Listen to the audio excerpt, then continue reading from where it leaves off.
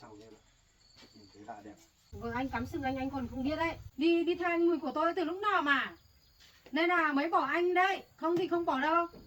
Em với Nhật thì bây giờ cũng chỉ gọi là bạn bè thôi. Nhưng mà Mùi là người yêu của tôi cơ mà. Sao lại chả sao? Sao lại cho quan tâm đến Nhật được? Mà anh công an này cũng tử tế mà. Thế là hai người quay lại với nhau đi. Em với Nhật thì cũng đã ly hôn rồi, giờ không liên quan đến nhau rồi. Vợ chồng với nhau phải quan tâm đến nhau chứ. Tôi thấy nhiều trường hợp là ly hôn xong vẫn quay lại cưới lần hai đấy. Chị là người ngoài cơ mà sao chị cứ quan tâm đến gia đình người khác thế nhỉ?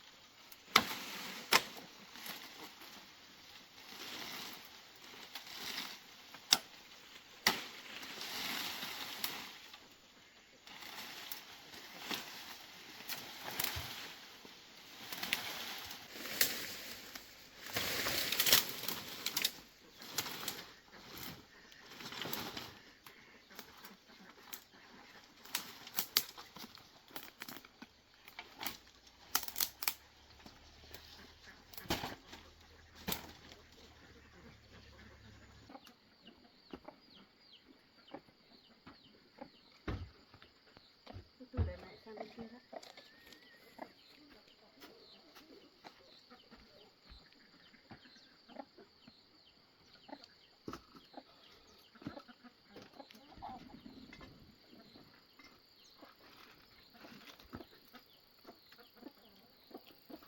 Con quay sang để sang bên đường.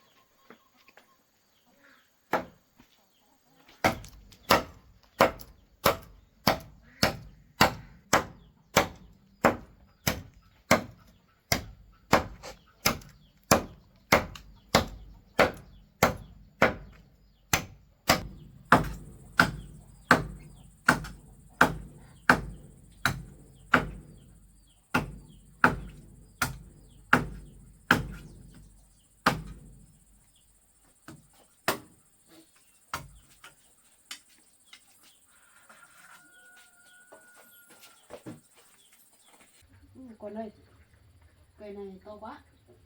Lấy ra để mẹ đi chặt cây tre, cây gì lá bé bé đây. Thì thay cây này to quá. Thế con ở đây nhá. Này, để đi chặt một cây.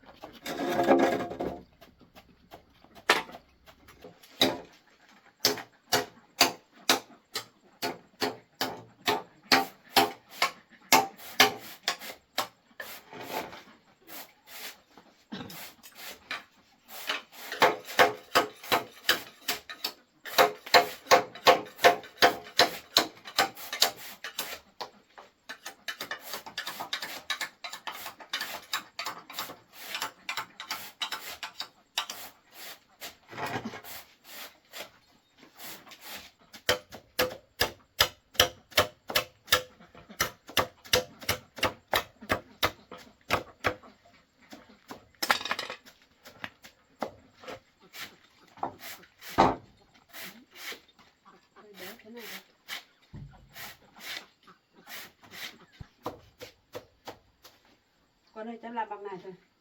Cào thế này thôi nhỉ? Tự xem đấy. Đấy vừa thế nào mới đóng đinh.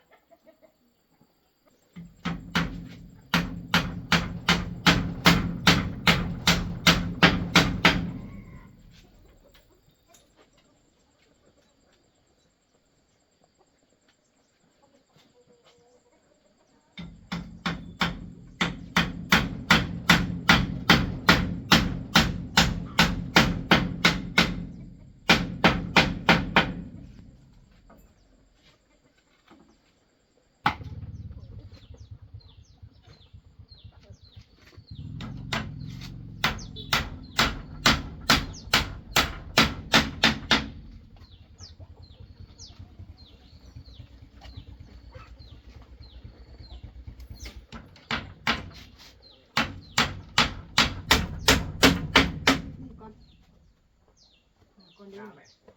Con đến à? Vâng. Con lên làm gì? À không, con đi làm, con về con tiện qua đây xem. Con làm ở trên này xong rồi con tiện ghé qua đây á?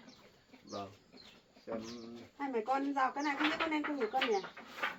cái này ạ. Rào xong tí lấy cưa cắt qua đây, cắt ngắn qua đây. Vâng, sao thế này cũng được mẹ. Đâu phải cắt đi. Lấy đóng đinh xong mới lấy cưa cắt vào, cắt đứt xong rồi đẩy vào cái chỗ cửa kia. Vâng. Đây có vẻ chắc chắn đấy mẹ nhỉ.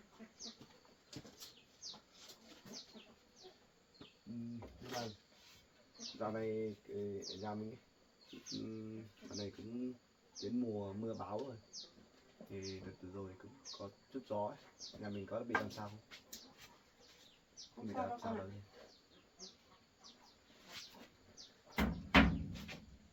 Mẹ để cái con hộ làm. Thôi anh dù sao anh cũng nghỉ rồi mà, anh hộ em làm đi.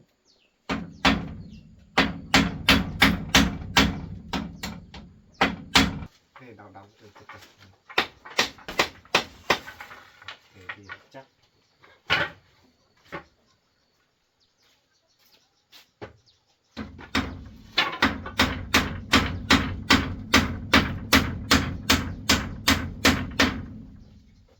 Cái này từ từ rồi em ra xong hết rồi.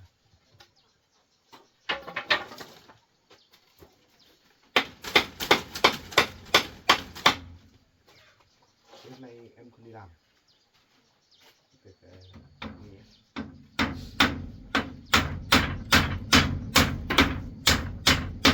Thế dạo này ở trên công trường đi làm đấy này xong hết rồi. Có vẻ từ trên xong rồi. Có vẻ còn có vẻ ít việc sao rồi. Mẹ anh hôm nay cũng hay nghỉ suốt đấy. Không thấy đi làm nữa, thế bảo là xong một công trình trên rồi thì không có việc mấy rồi. Không biết mẹ anh có nói thật thật đi.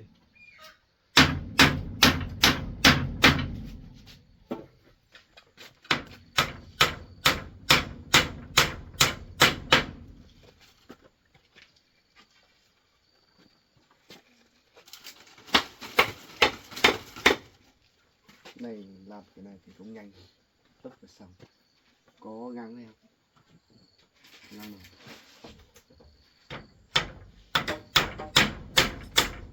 Mà cắt được ngang này vì vậy có đẹp không?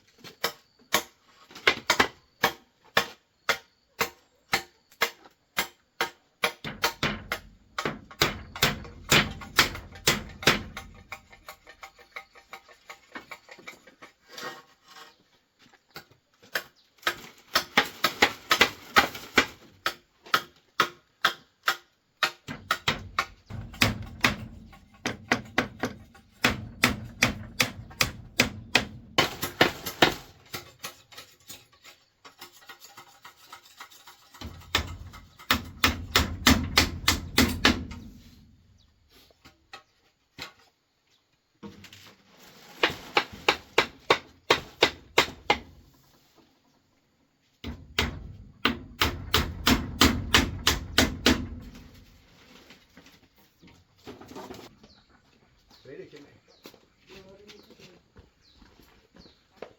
Cái ninh dài nữa con cao hơn không?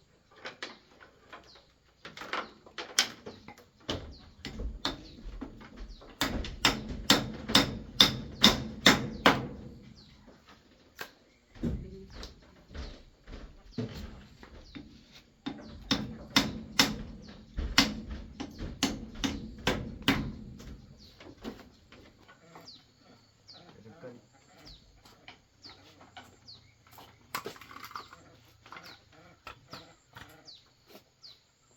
Đóng.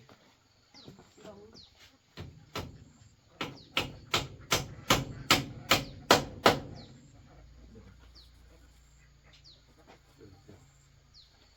Bắt bộ kim đẹp. Em kéo ấy thôi. Đưa để đánh cắt. Em kéo đưa thôi. Cắt từ bên Cắt trong xong rồi lấy cái đoạn này với về nối bên này thôi con ạ.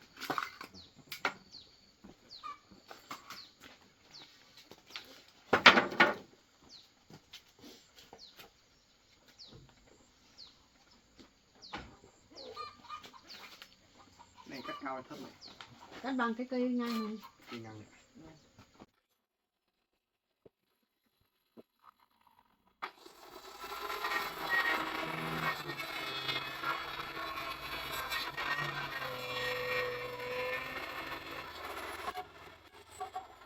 Chắc ở bên này cắt chắc không dễ hơn con này. Trong bên này cắt không vướng, ở bên kia cắt nó vướng này.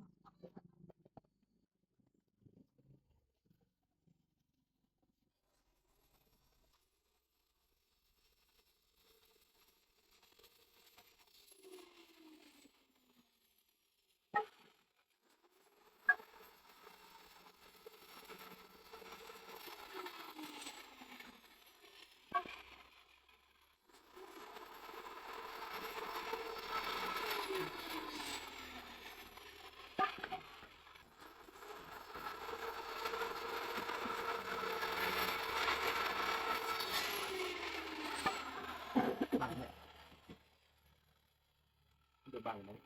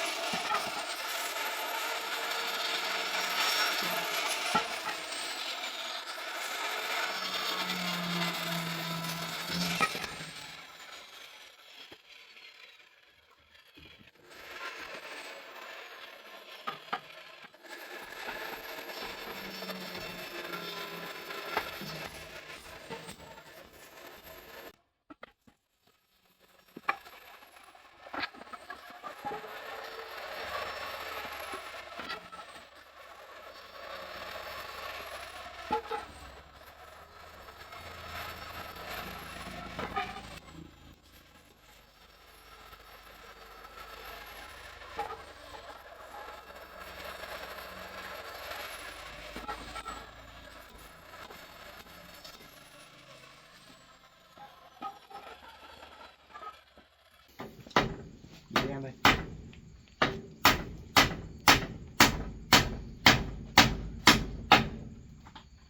Xong chưa?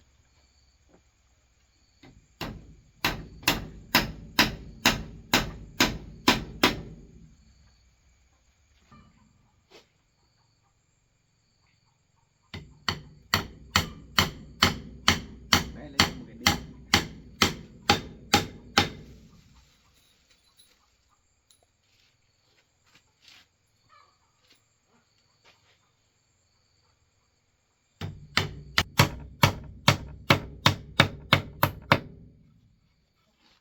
Rồi em lấy cắt.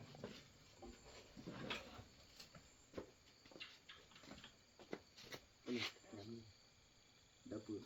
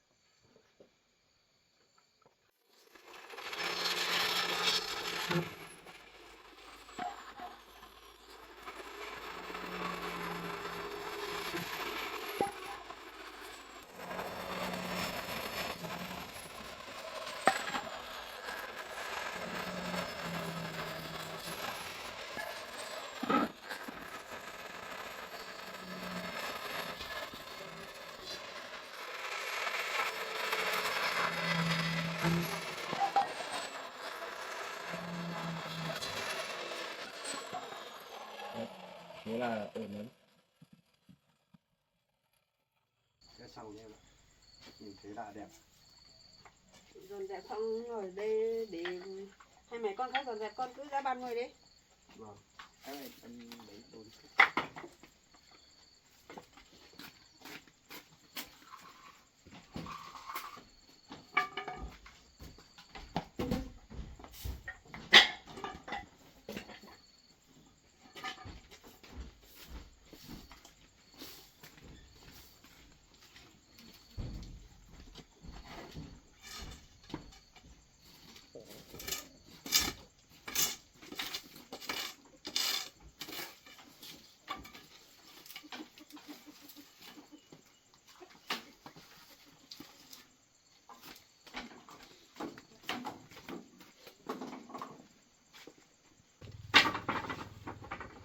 Em quét.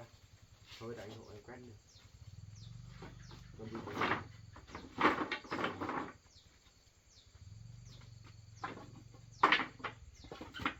Đấy, anh quét nữa. Được thôi được. Em quét đi.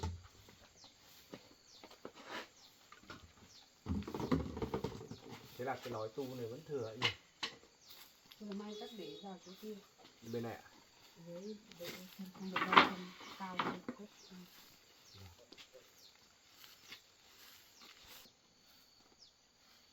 Tất nhiên em vẫn chưa làm cái bệ này.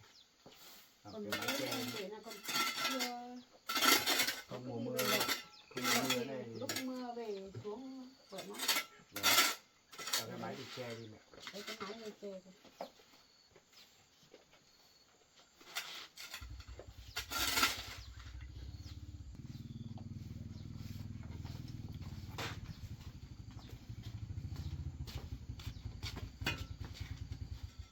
Con cháu Vân lại lên đây. Ai đem vậy? Cháu Vân ơi, sao lúc nào cũng lên đây làm gì? Vân ơi!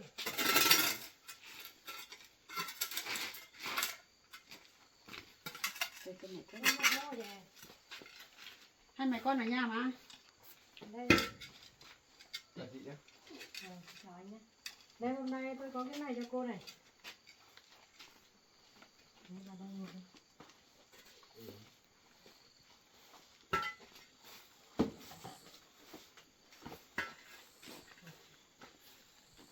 Đây cô xem cái bản này đi, xong rồi ký vào quyết toán cho anh em đi.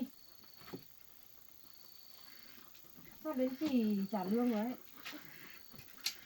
Anh Mùi bây giờ tôi không cho đến đây rồi. Có gì cô cứ thông qua tôi báo cáo lại với anh Mùi.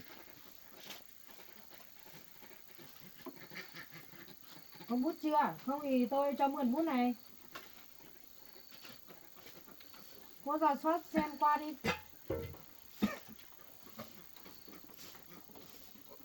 Một tí nữa lại bảo là tôi cho cô ký giấy tờ vớ vẩn. Cô xem thật kỹ càng xem có sai sót chỗ nào không. Xem có chỗ nào như nào thì thắc mắc thì nói với tôi. Tôi về tôi báo cáo với anh Mùi. Có bút chưa này? Có biết ký không đấy? Mà đây là chồng cũ của cô thật à? Vâng, đây là chồng của Nhật. Vâng. Em thấy anh là cũng đẹp trai đấy nhỉ, nhưng mà lương thì không biết là như nào. Mà cái cô Nhật này ấy, thì suốt ngày bám theo anh Mùi của tôi thôi. Thế là được rồi thì em không có gặp anh Mùi thì có nói chuyện rồi, thì cái Mùi bảo là đấy cứ vì công việc thôi. Không biết được, anh thì làm gì biết được. Vợ anh cắm sừng anh còn không biết đấy. Không Thấy chuyện hai người á cứ tủm tỉm cứ đi theo nhau, có tình ý với nhau, tôi nhìn thấy mà. Cứ làm cái gì cứ hai người phải đi với nhau mới làm được. Anh không nhìn thấy đâu những cái cảnh đấy đấy. Mà vợ anh ấy chắc còn đi theo anh Mùi của tôi từ lúc nào mà. Nên là mới bỏ anh đấy, không thì không bỏ đâu.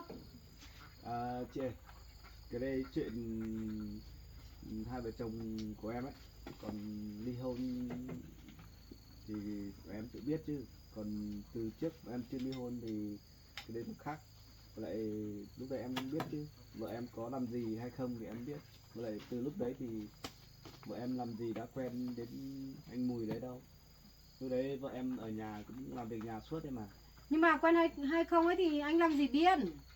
Các anh cứ bận công việc suốt, rồi cứ đi làm, đi công tác thì vợ anh ở nhà. Có lúc nào thì tình cờ gặp anh Mùi của tôi, lúc đấy thì quen thì làm nào, sao anh biết được. Và lại cái chuyện đấy thì việc gặp Mùi hay không, chuyện đấy thì trước đây thì em khẳng định là chắc là không có đâu. Bởi vì em biết mà, Nhật có làm gì thì em cũng biết. Còn Tôi thấy cô Nhật này có tình ý với anh Mùi của tôi chắc cũng từ lâu lắm rồi đấy. Cũng có vào cái khoảng thời gian hai người bỏ nhau ấy, tôi nghĩ như thế đấy. Cũng chưa lâu đâu, cũng cách đây tầm mấy tháng thôi. và lại cái khoản hai vợ chồng em bỏ nhau đấy thì cái đấy cũng là do quyết định của em thôi, chứ không phải là do quyết định của Nhật đâu. Chứ chị không thể nói thế được. Vậy chị không thể vụ oan cho người khác như thế được. Tôi nói thì có lúc thì cũng không phải sai hoàn toàn đâu. Tôi nói thấy tôi nói đúng đấy. Tôi góp ý cho anh thôi, chứ anh không để ý vợ thì vợ đi với thằng khác, xong rồi đến lúc thì lại quay ra bỏ anh đấy. Theo tôi, theo em ấy, vợ em ngày xưa em cũng đã lấy nhau cũng được gần chục năm này rồi, thì tôi phải biết tính của vợ em như thế nào chứ.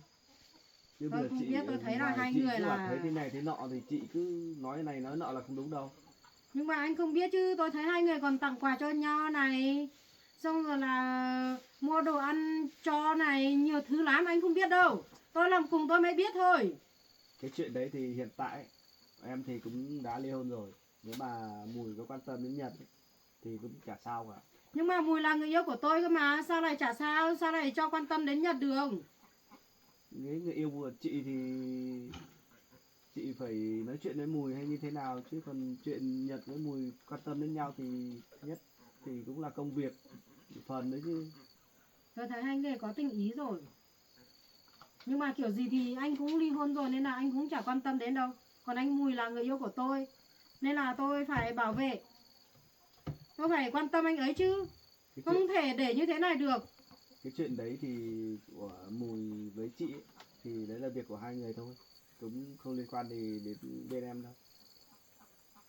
Bây giờ ấy anh xem thế nào đi, xong là bảo vợ anh mình cũng một đời chồng qua rồi, đúng mà đi quan tâm đến trai trẻ nữa. Thế anh Mùi có người yêu rồi, có vợ sắp cưới rồi mà vẫn đi bao lấy. Cái đấy thì em ấy, em cũng không quản được. Cái đấy thì do theo tình duyên thôi. Nếu mà có duyên có số mà gặp nhau mà hợp nhau ấy, thì vẫn có thể đến với nhau được. Nếu mà duyên số mà không hợp, không thể đến với nhau được, thì mình có cầu cũng chẳng được đâu chị ạ. Tôi không biết đâu, bây giờ chuyện của tôi là tôi quan tâm đến anh Mùi của tôi thôi. Còn chuyện hai vợ chồng hay là kể cả liên quan đến anh Mùi, đến vợ của anh nữa, đến lúc đấy mà tôi mà mất kiềm chế thì mọi người biết rồi đấy. Mà tôi thấy hai người cũng hợp đôi mà, cũng hợp nhau mà anh công an này cũng tử tế mà. Thế là hai người quay lại với nhau đi, để tôi đỡ phải lo lắng khi cô Nhật gặp anh Mùi của tôi, mà cô cũng không về bán đến anh Mùi của tôi nữa. Bây giờ thì bọn em cũng đã ly hôn rồi thì em sẽ không quay lại được nữa đâu. Còn về cái chuyện của chị với Mùi thì nếu mà hai người thích đến với nhau, yêu nhau thì hai người có thể đến với nhau thôi. Hai người cho nhau cơ hội đi. Tôi thấy là bây giờ anh ly hôn cô Nhật ấy, tạo cơ hội cho cô Nhật đi về bán anh Mùi của tôi đấy. Hai người cho nhau một cơ hội, tha thứ cho nhau, có cái lỗi lầm gì thì bỏ qua cho nhau, lại qua lại bình thường thôi mà. Kiểu gì hai vợ chồng, hai người cũng làm vợ chồng hơn 10 năm rồi. Là chuyện riêng của hai vợ chồng em, chứ bây giờ em không thể nói cho chị biết. Có cái gì mà khó khăn thế, hai người bày tỏ tâm sự với nhau là hiểu nhau mà. Nhưng mà chị là người ngoài cơ mà sao chị cứ quan tâm đến gia đình người khác thế nhỉ? À, cái này là tôi thấy như thế tôi khuyên bảo thôi. Tôi cũng không có thời gian quan tâm đến gia đình người khác đâu. Tôi nhiều việc lắm. Mà qua là hôm nay tôi về đây đưa giấy tờ cho cô nhà tôi gặp anh ở đây nên tôi khuyên như thế thôi. Thì cảm ơn lòng tốt của chị, nhưng mà bây giờ thì không thể rồi. Có gì Bởi mà vì không bây giờ- thể đâu. Bây giờ ấy, em với Nhật thì bây giờ cũng chỉ gọi là bạn bè thôi. Thỉnh thoảng thì tới lúc làm việc gì, thì ví dụ em đi làm về hay đi đâu đấy, đi thì qua đây thì thỉnh thoảng đi thăm nhau, chào hỏi nhau thôi. Chứ bây giờ không thể quay lại làm vợ chồng như trước đây nữa được nữa rồi.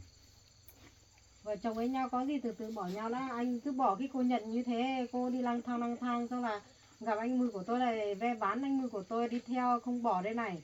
Tôi bây giờ tôi muốn nói với anh là quay lại với cô Nhật đi, để cô Nhật đỡ phải cô đơn nữa.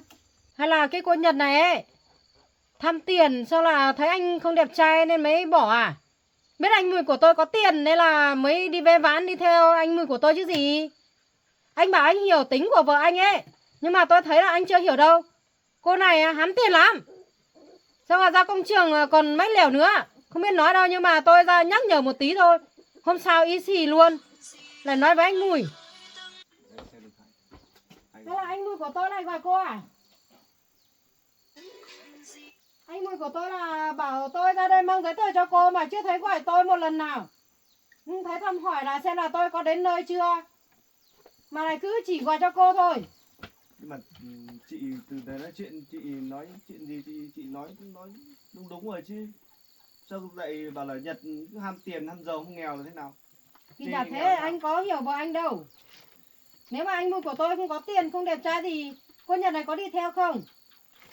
Đây là việc, là công việc, còn cái chỗ giàu nghèo còn cái đấy thì quan trọng gì. Và lại cái chỗ của chị ấy với Mùi ấy thì đây việc của hai người chứ sao lại giờ lại đi quan đến Nhật thế? Thì Nhật là người thứ ba xen vào chuyện tình của chúng tôi nên là tôi phải nói chứ. Nếu mà Nhật không xen vào đấy thì tôi có rắc rối như này đâu. Thì lúc đấy em đã có nói rồi, bây giờ hai người mà có tình cảm với nhau thì hai người tự đến với nhau được chứ. Bây giờ sao lại hở một tí lại bảo là do Nhật là thế nào? Thì cô Nhật này đây, cứ về bán anh Mùi của tôi đây. Có cái gì sao là cứ nhờ anh Mùi về hộ đây này, cái nhà này này. Chả nhờ anh Mùi của tôi làm suốt à? Với lại cái rào kia này, cái hàng đá này này, cái bờ rào mới này này cũng là anh Mùi của tôi làm cho này. Đây là cái bể đây này, hôm đấy tôi về đây bắt gặp anh Mùi của tôi ở đây xây, ở đây chát nữa. Xong là cái lều này này, cái bên mái này cũng khả năng là anh Mùi của tôi làm nữa. Còn chưa xong nữa, còn tặng quà, dây, vòng tay này, xong là điện thoại này. Bây giờ tôi thấy 2 cái rồi đây, chắc lại tặng thêm 1 cái rồi. Chị ơi, điện thoại thì có một cái của Nhật rồi, còn có một cái đấy là của em ấy. Em để đấy, để chỗ đấy thì có sóng. Thỉnh thoảng thì có người gọi việc này việc nọ quan trọng thì em còn có cái để nghe là em còn biết. Tôi lại cứ tưởng là anh Mùi của tôi mua thêm 1 cái điện thoại nữa. Rồi thì bây giờ thì chỉ cần dùng một cái điện thoại được rồi, cần gì phải dùng nhiều thế. Tôi quen anh Mùi của tôi như thế nhưng mà thời gian này chưa thấy anh tặng quà hay là mua gì cho tôi đâu. Mà suốt ngày mua cho vợ của anh thôi. Này, nhưng mà từ cũng đấy, em thấy chị toàn bảo là tặng quà đấy Nhật. Thế bây giờ hai người thế nào? Bây giờ mà sao mà nếu mà hai người yêu nhau thì phải từ tặng quà cho nhau chứ, sao mà lại toàn tặng quà này tặng nọ cho Nhật là thế nào? Từ khi có Nhật chưa đi làm ấy, anh Mùi của tôi tốt với tôi lắm. Đưa tôi đi ăn, đưa tôi đi mua sắm. Ngày nào cũng gọi điện thăm hỏi tôi. Gọi không được là đến nhà tôi tìm tôi luôn.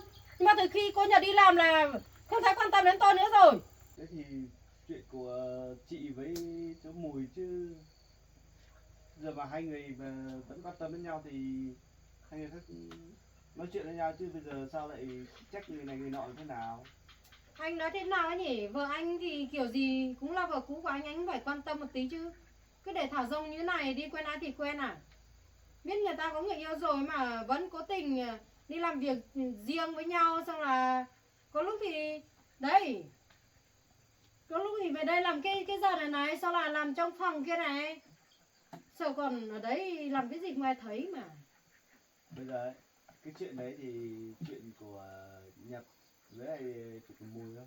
Nếu mà hai người có quan tâm đến nhau hay là tình cảm với nhau ấy thì cũng là hợp lý thôi, không vấn đề gì đâu. Bởi vì em với Nhật thì cũng đã ly hôn rồi, giờ không liên quan gì đến nhau rồi. Tôi thấy là anh đang tự hào khi vợ anh quen được một người khác hay sao ấy nhỉ? Anh cũng phải quan tâm đến vợ một tí chứ. Sao để như thế được? Nói thật ra đấy, em ấy, nếu mà vợ em Nhật ấy mà tìm được một người kết duyên với nhau ấy, hợp duyên hợp số ấy, và lại thương Nhật ấy, thì em cũng chỉ để chúc phúc cho hai người thôi. Anh nói thế mà được à? Vợ chồng với nhau phải quan tâm đến nhau chứ. Tôi thấy nhiều trường hợp là ly hôn xong vẫn quay lại cưới lần 2 đấy. Nên là anh hãy mở lòng đi, cho cô Nhật một cơ hội đi. Cái đấy thì nói chung thì cũng tùy theo từng người thôi. Và lại bây giờ người ta mà ly hôn thì người ta vẫn còn thương nhau thì có thể người ta vẫn đến với nhau được. Đấy là chuyện bình thường thôi, không vấn đề gì cả. Thế anh không ghen à? Anh không có tình cảm à? Sao lại đi chúc phúc cho người ta nữa? Chuyện này thì thật ra thì em cũng chả muốn nhắc đâu, mà chị nói thế mới về làm cái gì nhỉ? Chuyện này nhỉ, chuyện này chuyện gia đình của người ta chứ. Thì tôi có lòng tốt tôi nhắc anh thôi, chứ tôi làm gì.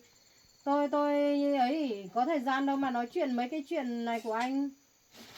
Chuyện lòng tốt hay không ấy thì tôi không quan trọng, không quan tâm gì đâu. Gì?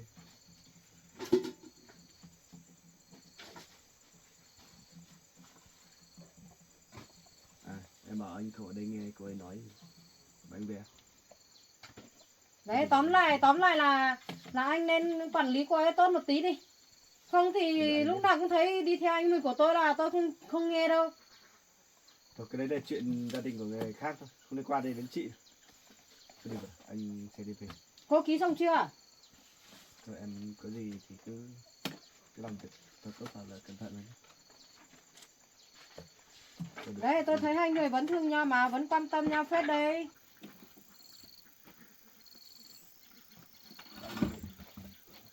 Đấy, anh nhớ quản lý vợ anh đấy nhá, tôi nhắc rồi đấy nhá. Này còn cô nữa, giấy tờ ký xong rồi cô cũng đi về đi. Thôi anh đi về trước đi. Lát nữa tôi về, bây giờ tôi còn có việc bàn giao lại với cô Nhật nữa. Có những cái ở trên công trình kia cô Nhật không đi làm không biết đâu. Anh đi thôi nhé. Con về mẹ. Con đi về à? Vâng. Mẹ cảm ơn con nhá. Lên còn mẹ con cắt cái bờ rào này. Có gì đâu mẹ, con lên đây để giúp đỡ được ít nào hay ít đấy thôi. Và lại cũng mùa này cũng mùa mưa ấy, gió bão nhiều. Mùa này Đến lúc mùa mẹ mưa với ấy. Nhật ở nhà thì đêm ấy, cứ ở trong phòng cứ ngủ cẩn thận vào. Nếu Vâng, mà có mẹ vấn biết đề rồi. gì ấy thì em có điện thoại mà. Em cứ nhắn tin cho anh nhé. Rồi anh đi về đây. Con đi về mẹ. Vâng, mẹ cảm ơn con nhá. Vâng, có gì Con đâu đi mẹ. từ từ đấy nhá con nhá. Vâng.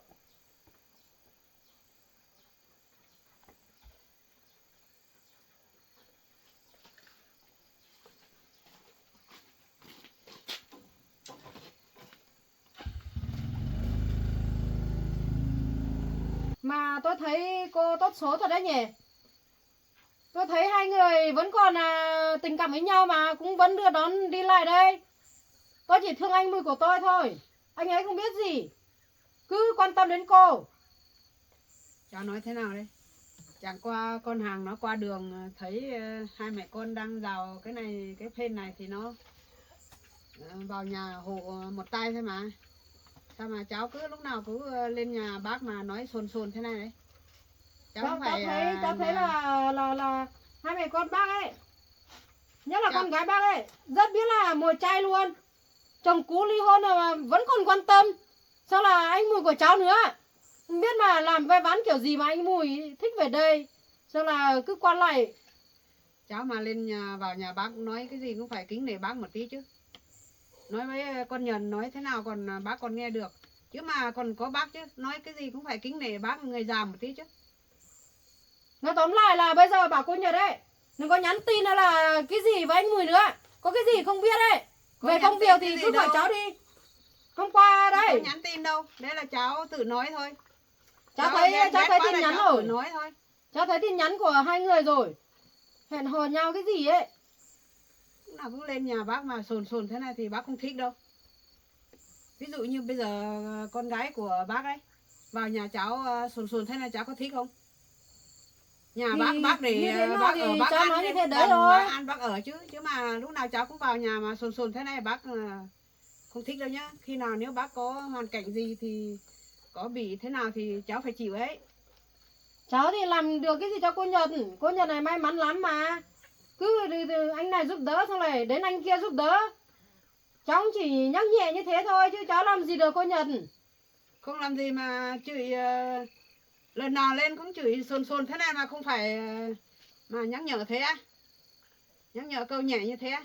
Sao là cô nhớ đấy nhá. Từ mai là có cái gì liên quan đến công việc ấy, cô chỉ nhắn tin bảo với tôi thôi. Nếu tí nữa thì tôi cho số điện thoại của tôi cho cô xong rồi kết bạn đi. Có gì nhắn tin cho tôi sẽ báo cáo lại với anh Mùi.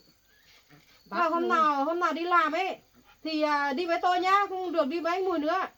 Bác không cho làm kết bạn với cháu đâu. Vì cháu nói con gái của bác quá rồi. Mà nếu mà làm được như thế thì cháu cũng không nói gì nữa đâu. Nếu mà cô Nhật mà nghe lời cháu làm như lời cháu nói đấy, bảo có cái gì cứ thông qua cháu xong là đi làm thì không có xe thì cháu đưa đi cho. Không cần đi theo anh Mùi nữa thì cháu cũng không có gì để nói đâu. Đằng này có cái gì của anh Mùi. Bảo gọi anh Mùi đi giúp, đi hộ, đưa đón. Thì cháu Mùi đi làm thôi. Đi làm công trình ở trên này. Thì nó đi lại thấy hai mẹ con bác làm thì nó vào nhà uống nước xong nó hộ một tay thôi. Chứ có phải mà con gái của bác mà vào nhà cháu Mùi mà nhờ gọi cháu Mùi lên đây đâu. Chứ mà cháu cứ lên nhà bác thì cứ sồn sồn mà chửi nhau là chửi nói nọ nói kia là con gái của bác thế này thì bác không thích đâu. Vì nhà bác là nhà ăn làm ở. Chứ không phải lúc nào cũng cho khách là vào nhà mà nói sồn sồn thế này thì bác không thích đâu. Đấy, cháu biết như thế. Nhưng mà nếu mà cháu không nói thì cô Nhật nhưng đâu có biết tránh xa anh Mùi đâu. Thế là cứ nghĩ là cháu không để ý, xong là cứ đi qua lại với anh Mùi. Thôi bác không muốn nói nhiều đâu. Cháu đi về đi. Bác là người già rồi. Không chịu nói cái chuyện đấy đâu. Nói cái gì cũng phải kính nể một tí người già chứ. Cháu vẫn nể bác mà. Cháu có nói gì bác đâu. Cháu chỉ đang nói với cô Nhật thôi. Không thì bác không nghe được thì bác có việc thì bác cứ đi làm đi. Cháu đây nói chuyện với cô Nhật thôi mà. Không được. Bác vì có mỗi đứa con gái thôi. Chẳng nghĩa là mỗi đứa con gái mà suốt ngày mà cháu lên mà chửi bới, chửi lúc nào cũng chửi con gái của bác này bác không thích. Vì không phải con gái của bác đi với cháu Mùi đâu. Vì cái này là cùng nhau làm ăn thôi. Bác không nói nhiều đâu. Vì giấy tờ con gái của bác cũng ký hết rồi. Rồi cháu đi về đi. Mà bác nhá, bác nhớ bảo ban con gái nhá. Không để con gái như thế này đâu. Mà anh Mùi nữa. Bây giờ tôi không cho anh Mùi về đây nữa đâu. Hôm nay anh Mùi cũng đòi về đây đưa giấy tờ cho cô đấy, nhưng mà tôi không cho. Cái Tôi đang thử đưa cũng được. Cái chuyện cháu Mùi lên đấy. Đấy là cháu Mùi đi làm công trình ở trên, nó đi lại nó rẽ vào uống nước thôi. Không phải là con gái của bác là đi theo anh Mùi như thế đâu. Cháu nói cũng phải, cháu cũng lớn rồi, trở thành người già, người lớn rồi, cháu bác nói cháu cũng phải nghĩ một tí chứ. Cháu có Nhưng mà nghĩ lúc là nào cũng lên vào nhà bác mà sồn thế này thì bác không thích. mà bác nhớ bảo ban con gái nhá, cô Nhật nữa nhá, tránh xa anh Mùi của tôi ra nhá. Không phải là không thấy anh Mùi không về đây là bắt đầu cô này đi nhắn tin hỏi này hỏi nọ nhá. Không có chuyện đấy đâu. Cháu đi về đi. Nhớ đấy. Với cháu Vân này buồn cười nhỉ. Lúc nào cũng lên nhà mẹ con mình ầm làm cái gì đó. Như kiểu sẽ bị điên rồi đấy. Thôi, mình kệ nó thôi, mình không quan tâm đến nó đâu. Mẹ con mình đi làm việc đấy. Mình không quan tâm đến nó là được. Suốt ngày lên nhà mình ầm không chịu được đâu. Ghét lắm.